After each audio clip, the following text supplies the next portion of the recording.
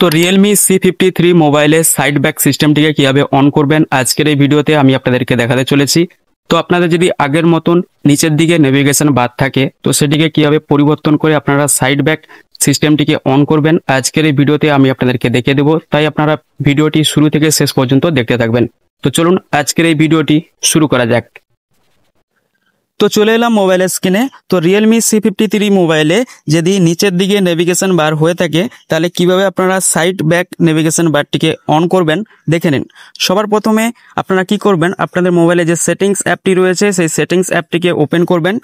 Settings অ্যাপটিকে open করার পর পুরো নিচের দিকে চলে আসবেন। নিচের দিকে চলে আসলে এখানে একটি অপশন পেয়ে যাবেন সিস্টেম নামে। এই সিস্টেম অপশনের উপরে ক্লিক করবেন।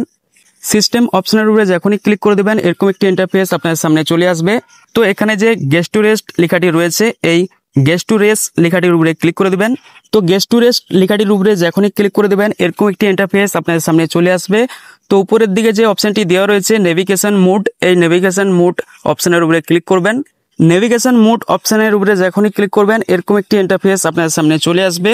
তো এখানে আপনাদের 3 বটন নেভিগেশন বলে যে অপশনটি দেওয়া রয়েছে এটি সিলেক্ট থাকবে। তো আপনারা কি করবেন, এই যে উপরের দিকে লেখা রয়েছে গেস্ট টু রেস্ট নেভিগেশন, এই উপরের অপশনটিকে সিলেক্ট করে নেবেন।